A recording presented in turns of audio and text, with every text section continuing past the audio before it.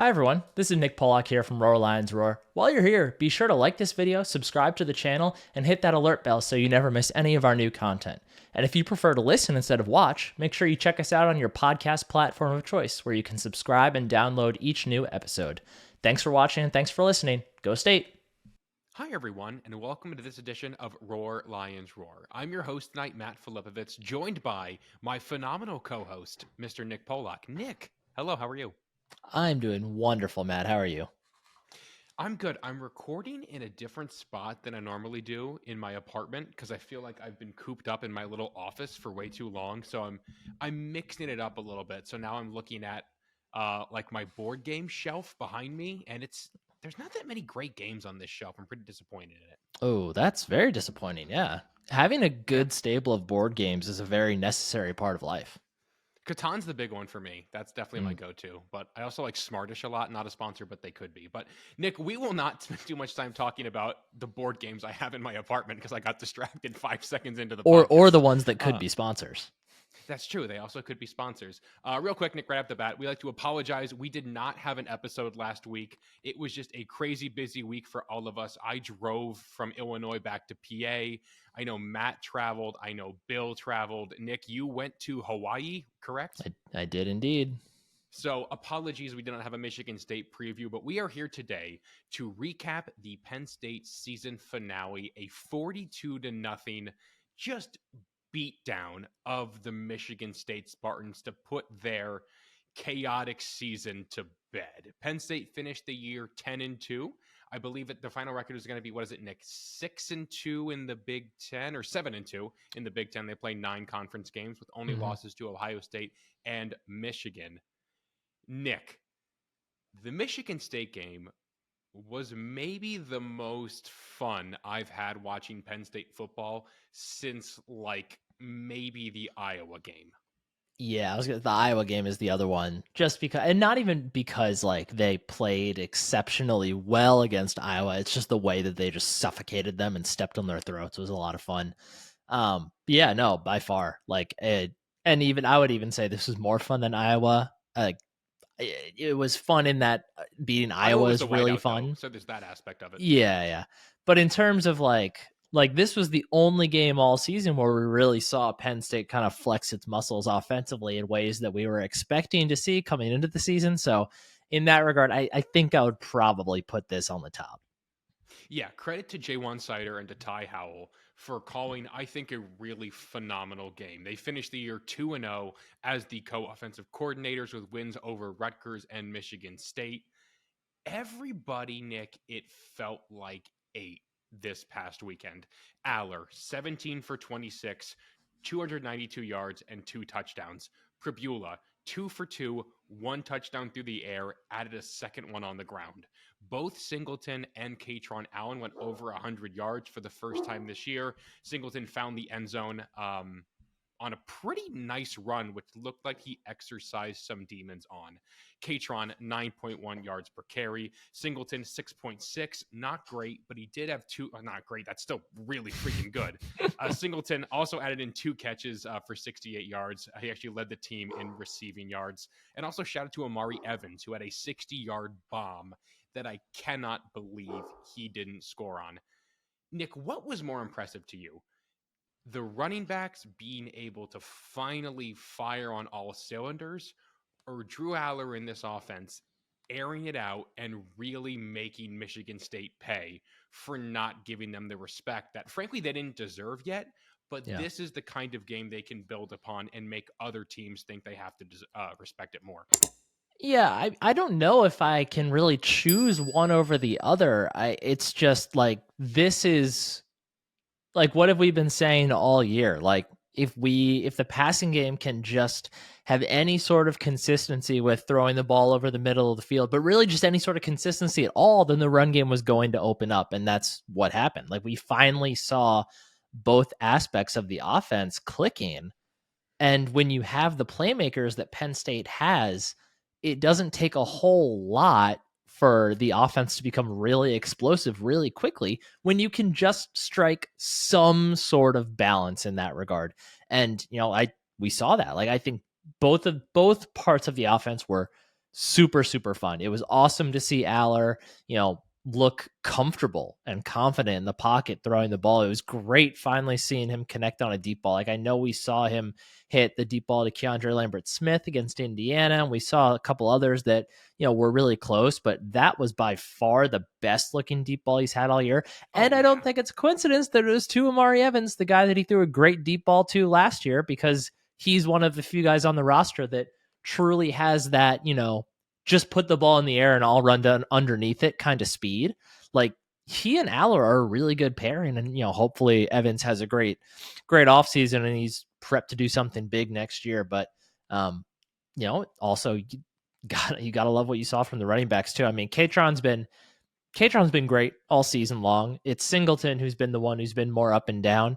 And I know there were some people ridiculing that Franklin quote, saying that Singleton's become a better runner overall this year, despite the statistical downturn. And I know a lot of people are laughing at that, but I don't know that it's untrue. Like, we saw Singleton take a lot of strides in terms of, understanding when to get the tough yards. We saw him really take strides as a pass catcher, I thought. Dude, pass Um, catching has been such a triumph for him this year. Like, it looked yeah. like he fought the ball a lot of last year. He still doesn't look like he's fully comfortable doing it, but like it's such a bigger threat and a part of his game now, and that's super exciting moving forward. Yeah. Yeah. It's a huge boon to their offense if they can count on both those guys to catch the ball consistently. So yeah, it was I don't know that I could pick one over the other. It was very fun to see really everyone involved with the offense find success on Friday, excuse me. Like watching every, so I'm going to go through the numbers right now. Nick, do you happen to know who led the team in receptions? In receptions, was it Cephas? It was not. He was second with 3. Okay. Number 1 was Theo, who had 4 catches. You Okay. look at guys who caught passes in this game: Singleton, Amari Evans, Theo Johnson, Dante Cephas, Keandre Lambert-Smith, first overall pick Tyler Warren, Katron Allen, Khalil Dinkins, Trey Potts, and Malik Mega. That's what this offense had to be all season long. I get a lot of that is because this was a blowout and Penn State was able to rotate a lot of guys, but this had to be a receiving core by committee all season long. And for 2 long stretches, it just wasn't that. To watch Amari Evans get an opportunity to make a couple plays, to watch Singleton get the ball on the outside, to watch the middle of the field open up for Theo Johnson and Tyler Warren are exactly the principles that Mike Yurcich needed to have in place from the jump. And Penn State is probably 11-1 in the top 4 in the college football playoff rankings if that happens. It didn't. That's not what happened. So now we have to shift our focus to looking for things in this game that are exciting for the bowl game, wherever they end up, and for Aller and company moving forward under whoever is the next OC. I still think there's going to be a lot of turnover amongst the Penn State pass catchers, but this was about as good of a performance from them as you can ask for.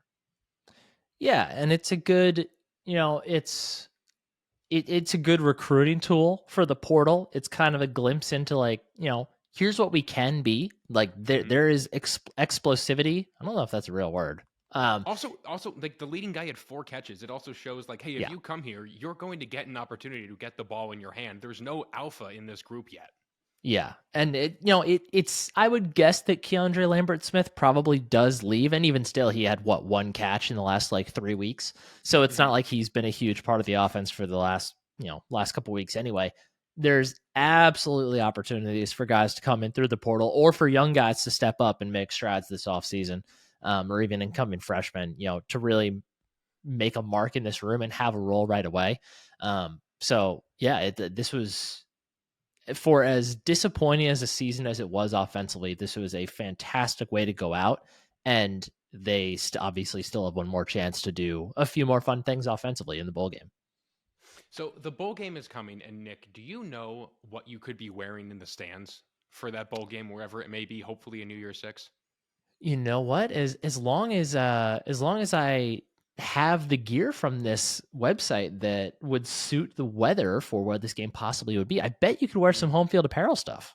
I bet you could, especially if it's indoor. Wink, wink, please go to the Peach Bowl. Atlanta's a really fun town. I want to go to the Peach Bowl. But we'll talk about that later. For now, it is the Home Field Apparel ad read. That's right. Home Field Apparel has been our podcast sponsor for over a year by now, and they make some of the coolest college apparel out there in the marketplace today.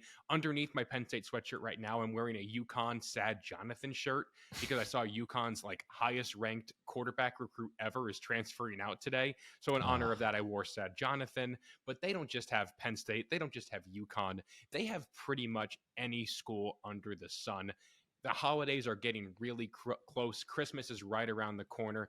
If you're going to get somebody you love college apparel, make sure it is from Home Field Apparel. And our listeners can get 15% off their first order with promo code RLR23. Crewnecks, hoodies, joggers, t-shirts. Again, not just Penn State, all kinds of different schools. And again, that is 15% off your first order with promo code RLR23. Thank you to Home Field for sponsoring this podcast. And Nick. Now, hold on. Now I'm thinking of an apparel site that does only sell Penn State and UConn stuff. What does that look like? It's out of business. It's out of business by the time we finish this. It's called Cats and Dogs. Okay. That's for starters. Okay, that's pretty good. Is there and that's all State I got. UConn? Oh, there's Taquan Roberson. I was about to say, is there a Penn State UConn connection, football wise or basketball? Yeah, I guess just Roberson. Is that where did Marquise Wilson end up at UConn too? He ended up at Purdue. Oh, okay. Mm-hmm. A lot of guys ended up at UMass. Tyler Rudolph ended up at UMass. A lot of guys ended up like in that. I mean, Penn State recruits a lot of guys out of New England. That counts. That's true. There's a potential OC candidate who I believe was born in Connecticut. Wink, wink, nudge, nudge. We'll cross that bridge when we get to it as well. A lot of bridge crossings today. It's been a while since we potted. A lot to talk about. But Nick, we didn't talk about the offense too much because there's really not much we can say. There's not much we can take away, I think, from that game that can be applied moving forward because I think we're about to see a lot of really big wholesale changes. Yeah. One area where I think we can take a lot away from, and frankly, deserves at least 10 minutes of us fawning over them, is the Penn State defense. They pitched another shutout on Friday night on a short week in an environment, let's face it, bad weather favors defenses. This was in a dome. Like, there's no reason an offense shouldn't be able to do everything they want to do when there is this controlled environment.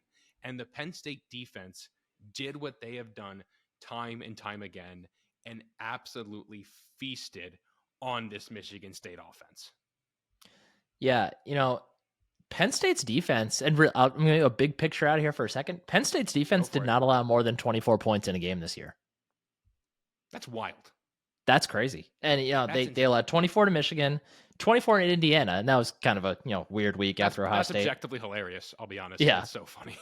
20 to Ohio State. And then aside from that, West Virginia 15, Delaware 7, Illinois 13, Iowa 0, Northwestern 13. Also, shout out Northwestern very earnestly. We make fun of Northwestern a lot on this podcast. The fact that that team was able to, gel together enough to go 7-5 is a really massive accomplishment for them. That's a triumph. Kudos. That might be the best coaching job in college football this year. Yeah, that deserves a ton of praise. Awesome for them. 0 to UMass. Also, real quick, sorry, Nick, you're just reading these off, and all I'm thinking of, oh my God, these are just all awful offenses. What a perfect storm of a season. I know. Maryland 15, Michigan 24, Rutgers 6, Michigan State 0. Just like, yeah, these were bad defenses or bad offense that they faced, but this Penn State defense was just suffocating. Like I was talking to some friends, most of which who were Washington Husky fans. So we'll see them next year. But they were, the question was brought up like, what's the best part of this Penn State defense? I honestly couldn't pick. Like it's probably the pass rush, but like I'm not sure that I can say they're notably better than the secondary or notably better than the linebackers. Especially. And it's such an absurdly good defense. And it's going to be a bummer to see a lot of those guys out the door. But the crazy thing is, like, they might not be worse next year. I mean, that bar has been set so high. Like Yeah. it's near impossible to be number one in And total the defense 2 competition will be years. better next year. Oh, for sure. I mean, Iowa's gone, Illinois is gone, Northwestern's gone. I think Rutgers is gone. Like a lot of layups are coming off the schedule, but still, Yeah. the secondary I think was where we should start because that's where the first really big play came from in Detroit native back in his hometown, Jalen Reed getting a pretty impressive diving interception. I believe his second on the season. Nick, I've often said I feel like I overlook Jalen Reed, maybe more than any other player on this defense, but him and KJ Winston played two of the more impressive games that I think I've seen a safety duo play for Penn State in a long time. KJ Winston is everywhere. That dude is He's going to be an unbelievable. animal. That dude's going to be an animal next year. Yeah. Yeah, I mean, I adored. If you'll remember, I picked Jalen Reed to be a first team All Big Ten selection. At the beginning of the season, I believe he picked up an honorable mention nod. I don't think that's enough. I think he was better than Dude, that. so did But Curtis Jacobs. That's wild that yeah, CJ only got honorable mention. That's like atrocious. yeah. I mean, as always, like it. Who cares? Because of why? Like, why should we? Those that voting is often so wonky. But like those guys Right. deserve more than that. But whatever. Yeah, Jalen Reed. I have so much fun watching Jalen Reed play football, and that combination of he and KJ Winston. Not even to mention guys like Zakee Wheelie. I'm sorry, my dog is currently screaming because I think something's getting delivered to my front door.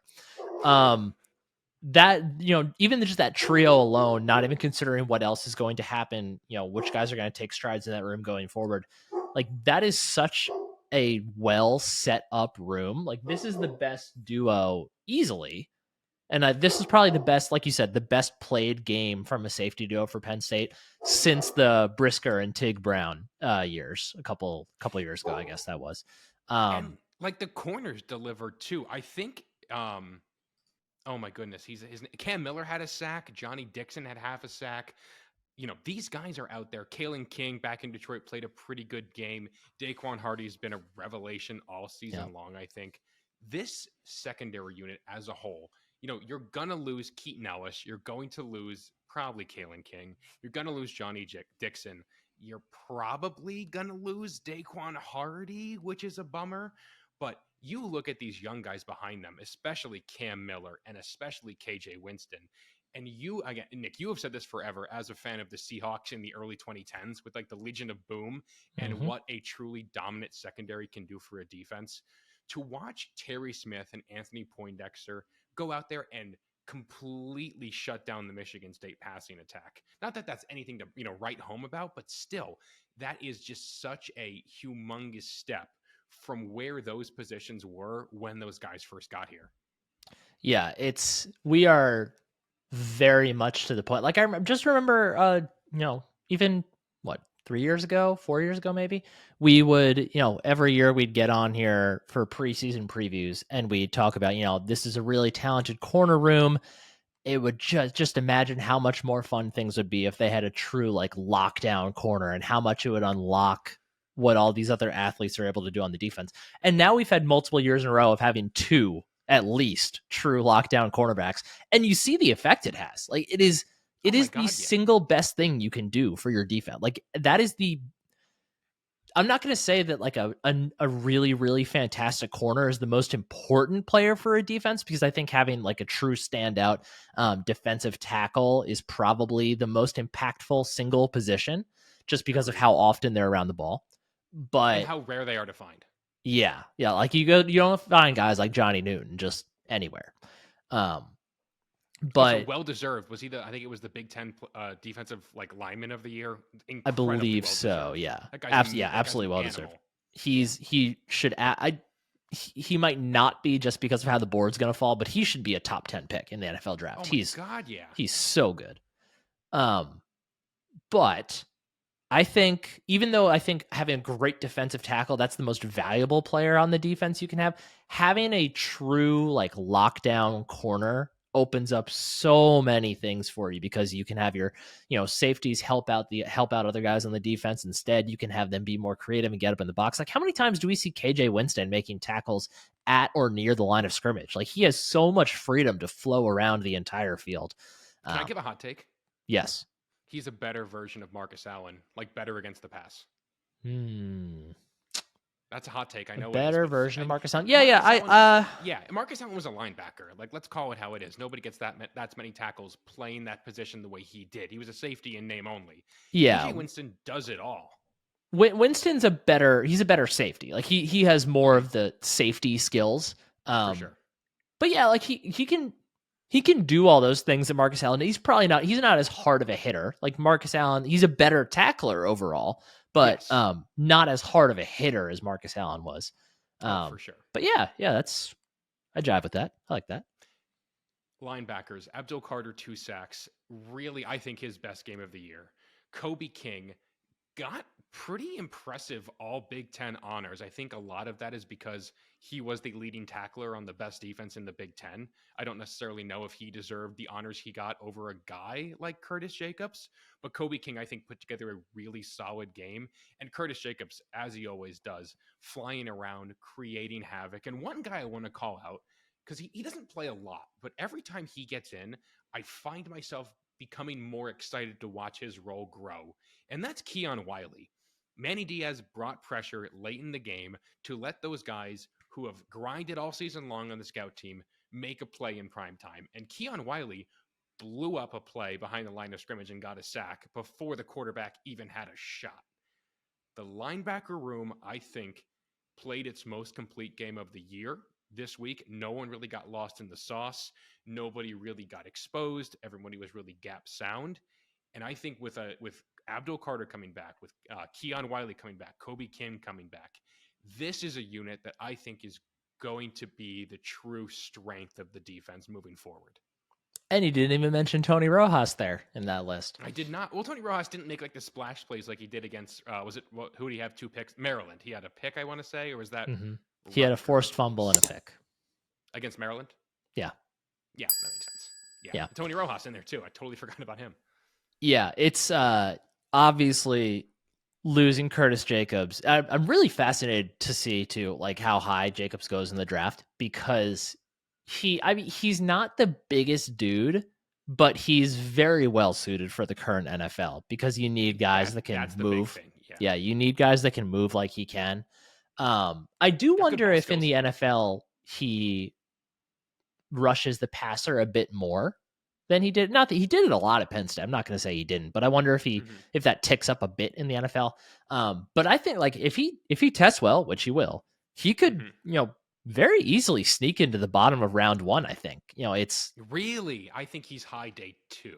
teams need linebackers. Like if he tests off the charts, and again depending on how the board falls, like the way that quarterbacks are handled in this draft is going to be really interesting. It's going to affect a lot of other things, obviously, Mm-hmm. like whether Penix and um, you know whether Penix McCarthy. goes in the first round, stuff like that. Whether Yeah, there's a lot Quinn of Ewers. fringe. I feel like this is going to be the draft, Nick. We're going to look back at. Welcome to our NFL portion of the podcast. This is going to be the draft we look back on. We're going to be like, huh, really, JJ McCarthy at 16. Okay, I think that's Oh what we're going to God, be. yeah, very much so. But yeah, I think if he tests well, I think he could very easily at least be in that discussion for late round one, early day two. But yeah, he's an unbelievable football player. He's been, relatively under the radar for pretty much his entire Penn State career because, Mm-hmm. first he was the other guy with Micah Parsons around there. And then he was the dude for a quick second, and then Abdul Carter came out and he became the flashing name. He's wearing the 11, and Jacobs, did what he's very comfortable with. He just kind of like slid into the background and continued causing havoc every single play. He's such a Yeah, good football player. Just a him blast. coming in, we overlapping, or I guess they never really played together because Carter opted out of. I'm not sorry. Micah opted out of 2020. Yeah. Jacobs got there in 2020. He was a true freshman on a team in a pandemic. Didn't Yeah. matter. 2021 still had a lot of Brandon Smith hype, who's now on the Eagles practice squad. That's And I right. think That's what I that, was thinking. Not Micah, yeah, Brandon Smith. That's what I that was thinking of. was a big thing. And then Abdul emerged. So Jacobs has really, I think real football people understand what Curtis Jacobs means to that defense. And I'm excited to see where his career takes him. And speaking of guys who I think played their way into a much higher draft position this season, Adisa Isaac, man.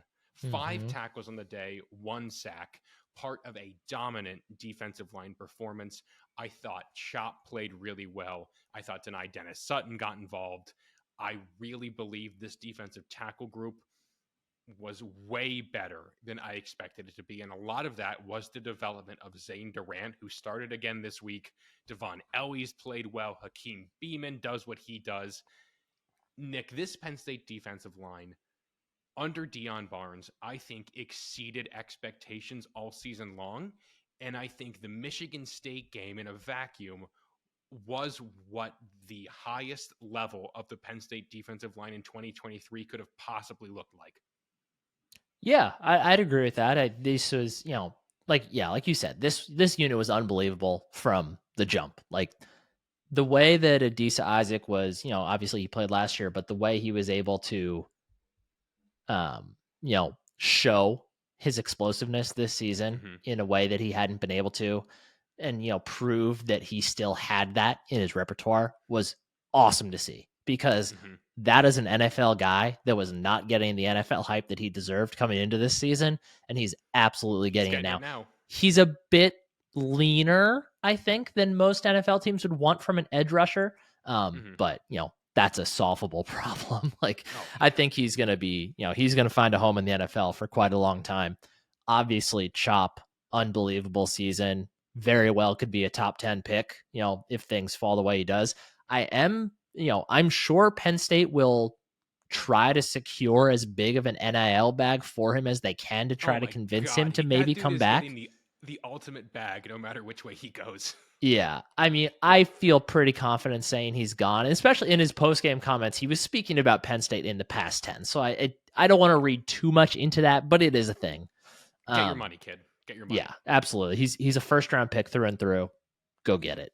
Especially because Penn State's going to be just fine at defensive end because Denai Dennis Sutton is a monster, and Yeah, Jameel they're Lyons, Amin Vanover, like yeah. they're I would gonna be expect them to fine. get at least one transfer guy at defensive end as well. Like Oh my God, yeah. this I mean, is look an what AK did just yeah 2 years ago.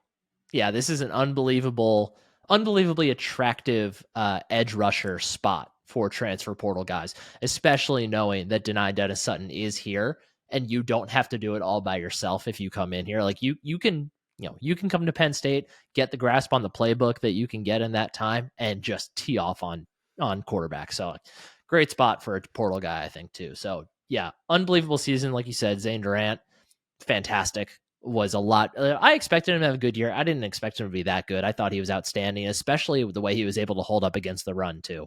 Dude, he figured That's out how awesome. to play at his weight. Yeah, We got to watch that happen in real time, which is super rare to watch it happen during an actual season. We got to watch him figure it out, which was really cool to see. he became and surpassed what we have expected from Hakeem Beam in the last few years, which is Agreed. awesome. It kills me to say, but agreed.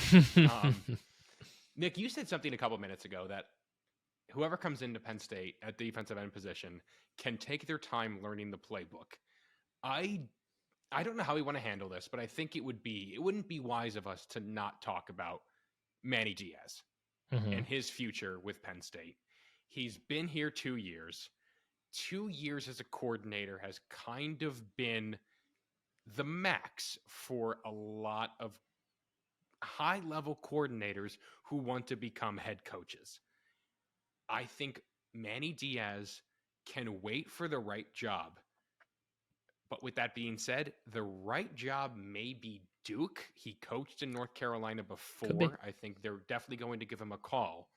So, Nick, how does Penn State keep Man? Oh, I guess first of all, can they keep Manny Diaz, and how do they keep Manny Diaz?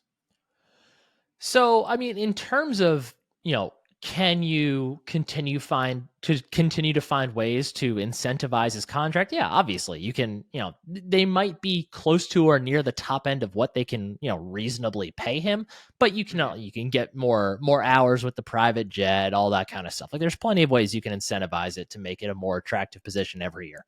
And, Do you think he by all shovels his accounts, own sidewalk? I would say no, but I wonder. Really interesting. Uh, uh well, no, he's from Florida. Yeah, he's not I used know to that. that's what made me ask the question. Do you think he shovels it himself? Maybe Do you he think did he it handles that? once. He did it once just for Mm, the novelty and then realized why we all hate it, maybe. okay. Yeah. Interesting. I also don't know. I don't know If if I still had a press pass, that would be the first question I'd ask him, which is why I don't have a press pass anymore, I'm sure. I don't know if he has kids. Maybe he needs chores done too. So maybe that gets That's a done good that one. way. Hmm. Um Anyway, continue. so like in terms of can you make it a job worth keeping for him? Yeah, absolutely. There's It's a totally great ways you can job. do I it. mean, he's clearly the head coach of the defense. Like, do you Yeah. want to deal with boosters all the time, or do you want to coach Abdul Carter? I do think, from everything that we know about Manny Diaz, I do absolutely believe that he badly wants to be a head coach again. Like I don't think Hmm. this is a coordinator for life guy.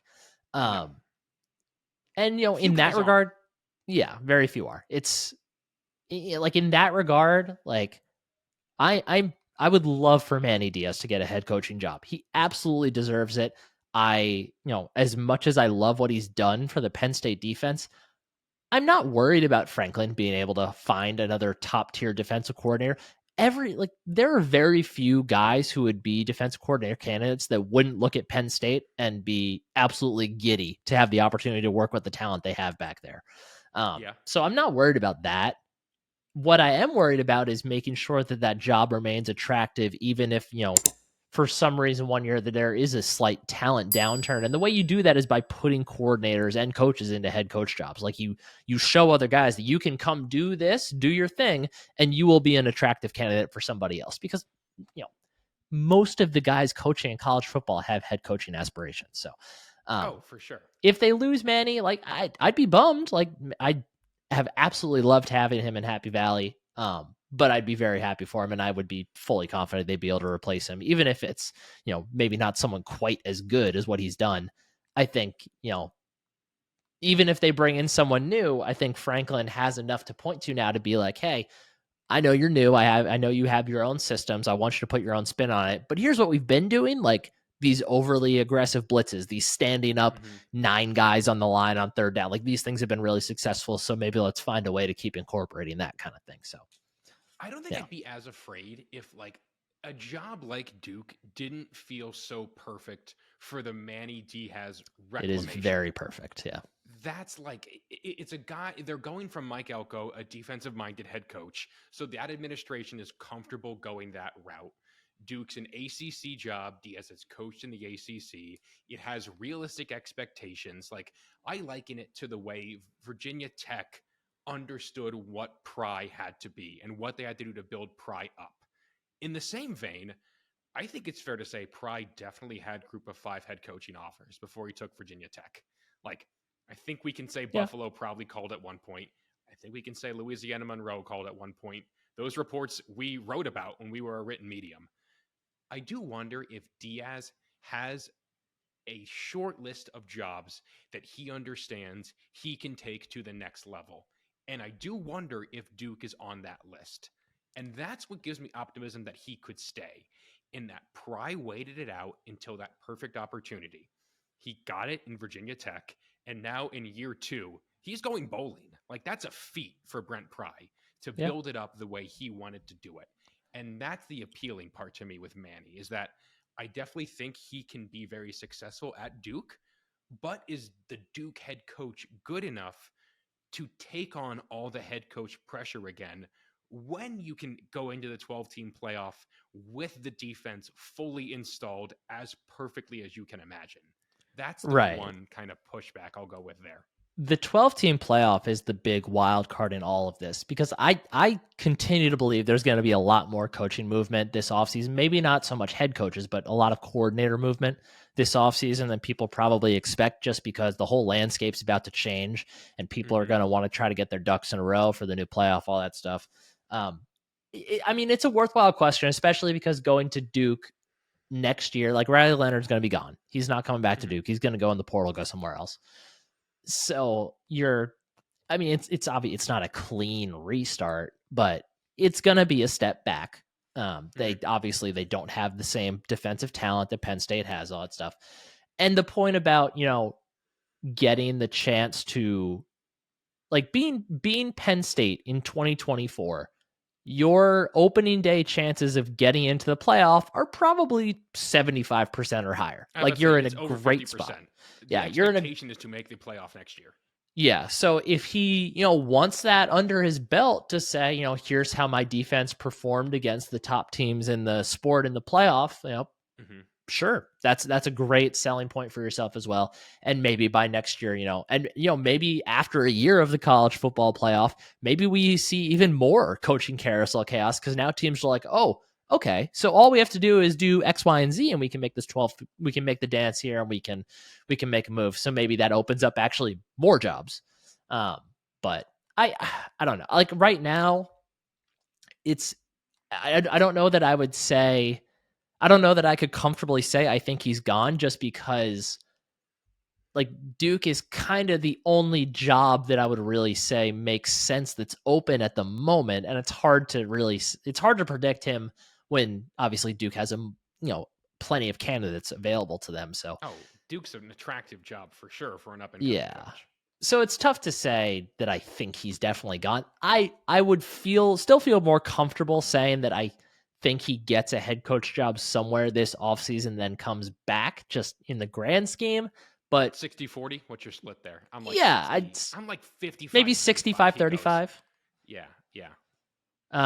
But neither way would surprise me, obviously, given those odds. Nothing would surprise me there. So I think it's very much on the table for him to return. And I do wonder if, maybe part of him wants to see where Franklin goes with offensive coordinator. Like if it's somebody that Manny Diaz believes in that can help take that team to the next level, then maybe that entices him to actually stay at least one extra year and see what they can do together. So a lot of factors. So let's talk about that, Nick. I am kind of bummed. I was really hoping that we would have news to break while we were recording.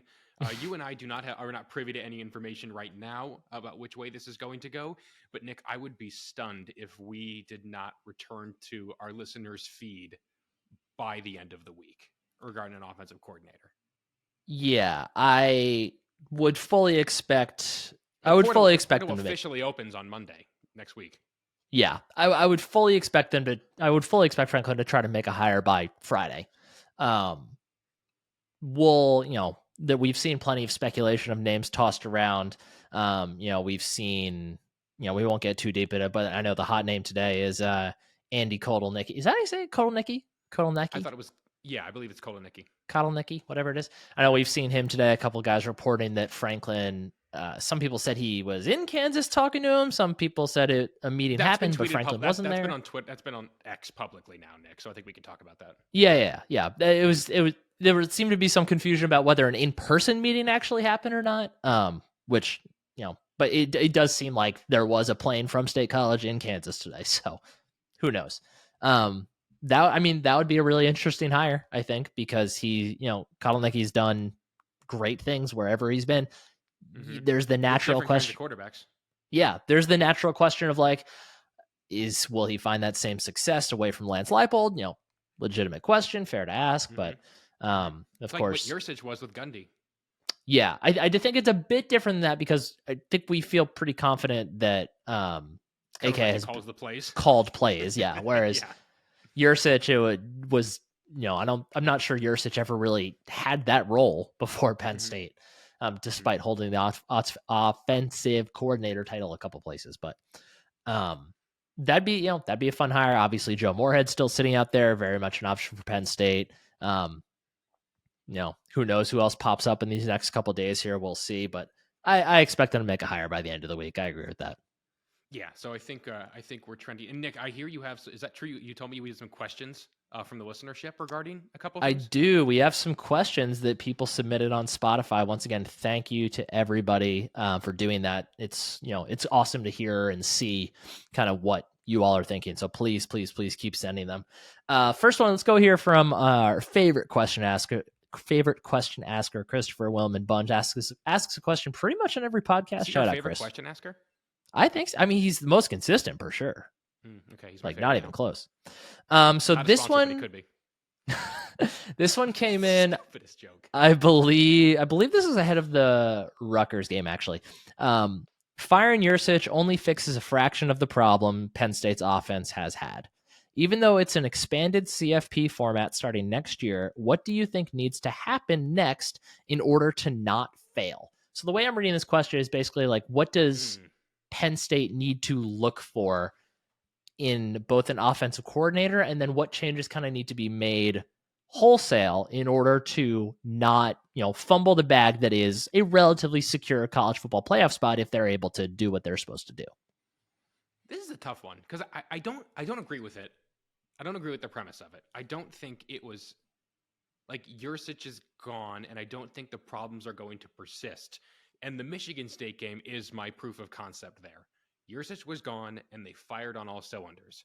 But the counter argument to that is, we know Penn State can beat Michigan State. Show me they can beat Ohio State and Michigan. So there's also that element of it. I guess broadly, what we need for Penn State to overcome its shortcomings is that, Nick, the offensive line, would you give it a C plus, B minus? What are you giving it this year? I guess I'd go B. B. Man, I might give them a B just because Caden Wallace, I thought, played pretty well Hmm. overall. On the right side, obviously, Olu Fashanu was amazing, fantastic, one of the best left tackles the program's ever had. Mm-hmm. Um, and then it's Norzad just, played well. yeah, Norzad played fine. I wasn't Fine. Yeah, overly fine. impressed. I expected more. Mm-hmm. Sal Wormley remains fine. He does good things and he Mm-hmm. has some tough moments. Veguane had a bit of a sophomore slump. And then Redshirt freshman slump. obviously losing Landon Tengwell before the season hurt JB Nelson in and out of the lineup with injury. So I feel fine giving them a B. Like I don't think the offensive line was the major issue against Ohio State or Michigan. So Then that's my next point. So first of all, I think you need the Penn State offensive line to go for, and I'm going to rank this in terms of how realistic I think it is to fix in one offseason. okay. I think you can take the offensive line from the B minus B to the A minus range this offseason. It's going to be I guess it's year 5 already under Phil Troutwine, which is wild. Year Is it 4 of really? and Wow. it's 2020. Oh, 2020 doesn't count, so it's year 5 in name. I think it's actually year 4 just because of how 2020 went. Whatever. Still, very long time to be in that role. And I think this has to be the year where they become an A minus unit. And I think that's realistic. The other thing is they need playmakers in the wide receiver room. I think that's going to be a big position of turnover, is I think the nice way to put it this upcoming offseason. And they need to find guys, and the guys who stick around need to develop and take it as seriously as they can to become the kind of weapons that you need to win in modern college football. And I don't know how likely that is, but the receivers need to go from a D to a B minus just as much as the Penn State offensive line needs to go from like a B minus to an A minus.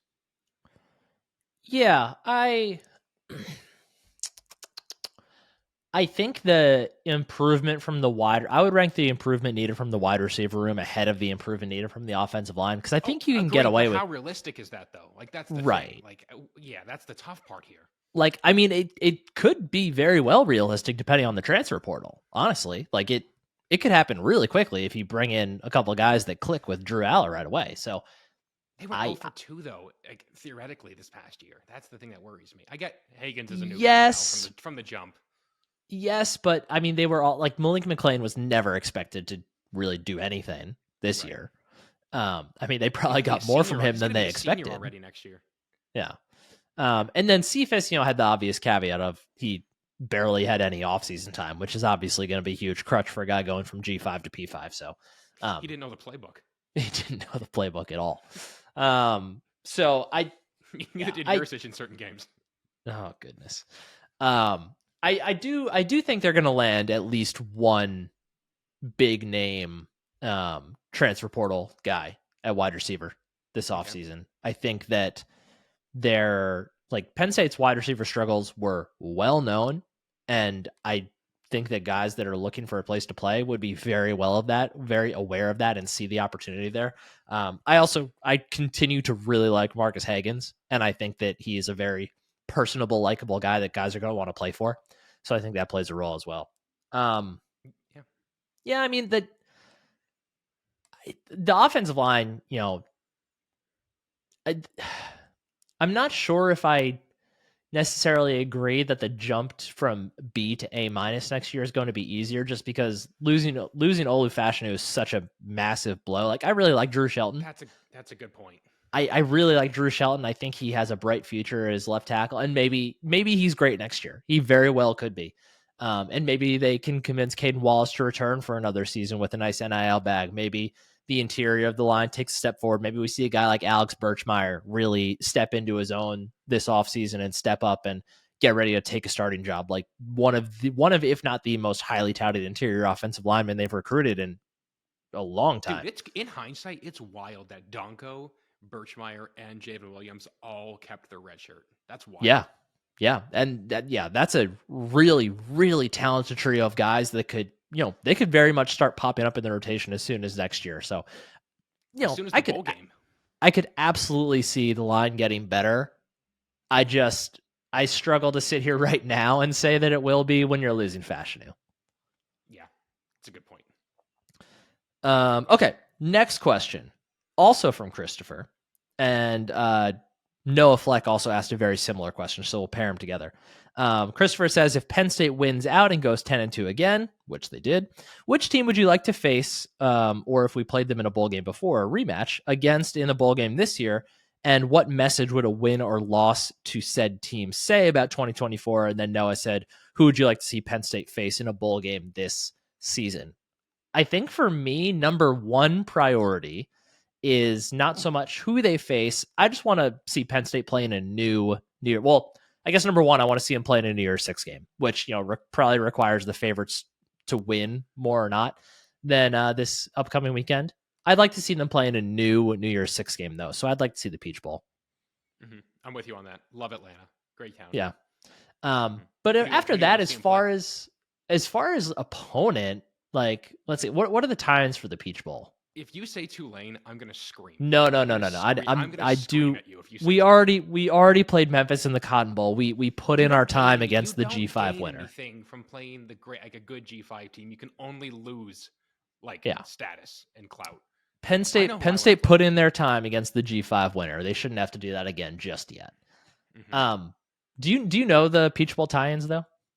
I mean, it's like, I think it's at large and then either high G5 or highest non-playoff SEC team. Okay.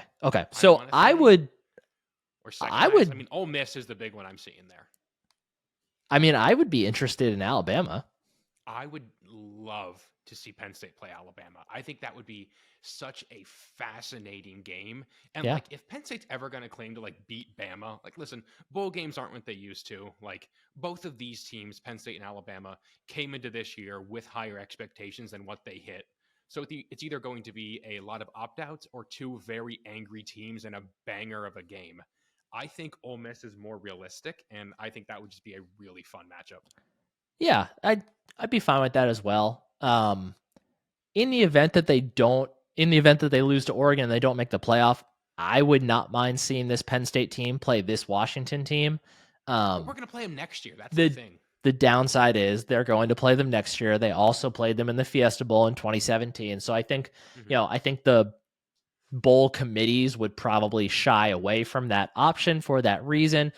But this is a really fun Washington offense and an insanely good Penn State defense. I think just that matchup would be really, really fun.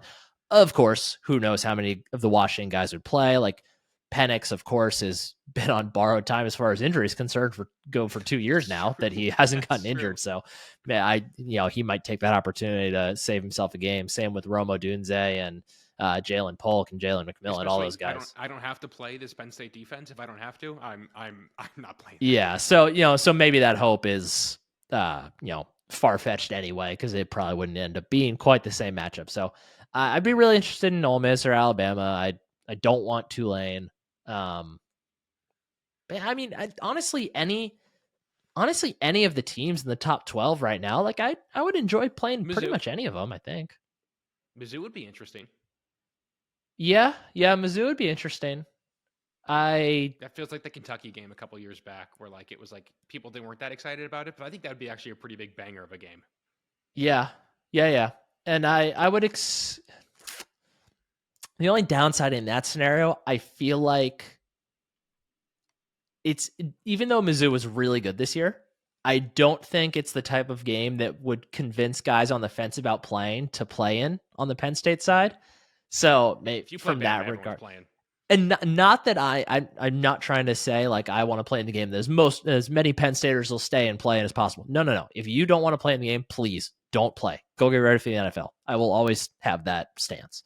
Bowl games Um, for me have shifted to like it's now like the seniors have one last shot to go out there and play if they want to, and then it's like a fun look ahead to next year. Like yeah, coaches never stick around for the bowl games anyway, too. Like I think that's a yeah, better way to look at it. yeah, very much so. So yeah, I honestly, there's not really any. I like if they play in a bowl game they've been in before, so be it. It's like it's not a bad thing to be in a New Year's Six bowl, even if you've been in it before. So really, as long as they're New Year's Six, I'll be happy. If they get bumped out of a New Year's Six game because for some reason Iowa beats Michigan 3-0, or because Louisville. Well, It'd be funny if Michigan lost that game with Harbaugh back on the sideline. I was like, maybe the Louisville FSU one doesn't matter anyway because if My heart can't handle playing Jeff Brom again. I guess maybe it would matter because it's not like Louisville's gonna make the playoff if they win, so maybe that does cause issues, but Louisville's a bid stealer too for the New Year's Six. yeah, yeah. Mm-hmm. Yeah, so I don't know, we'll see. I'm cool with anything. How about you? Peach Bowl is number one for me. Again, I really like the city of Atlanta. Had a lot of fun there this summer. And it'd be cool to watch Penn State win another New Year's Six game. Like that'll be number 4 if they can win the Peach Bowl, and that's pretty cool. Yeah, that's a very fun feather in Franklin's cap. Yeah, Nice reminder that he actually does know what he's doing. He is pretty good at this. that he is. And Nick, that's all I got for today's episode of the pod. Anything else for the folks as we send the folks into this latter half of the week? No, I think we're good. I mean, like we said, we'll probably be back here within the next 2 days or so to talk about the new offense coordinator. So we'll see you then. Looking forward to that. Thank you so much for listening to this episode of Roar Lions Roar. If you like what you heard, be sure to leave us a 5-star review on your podcast platform of choice. If you're watching on YouTube, jump in the comments. Let us know your thoughts on the Penn State-Michigan State game, the offensive coordinator search, the Manny Diaz of it all. We love to interact with you guys down there. Be sure to follow us on Twitter over at RLRblog. We're also on Blue Sky for the folks on Blue Sky. I have no idea what our handle is on that front. And I'm not even on Blue Sky yet. Are you really? I have a code if you want it. I can't bring myself to. There's too many social media accounts. Remember when Threads was a thing for 5 minutes? That was fun. Threads not a sponsor. But it could be. All right, Nick, that is all I got. Thank you so much again for listening. Be sure to use promo code RLR23 for 15% off your first order at homefieldapparel.com. And for my co-host, Nick Polak, I'm Matt Flibovitz. Take care, everyone, and go State. Go State.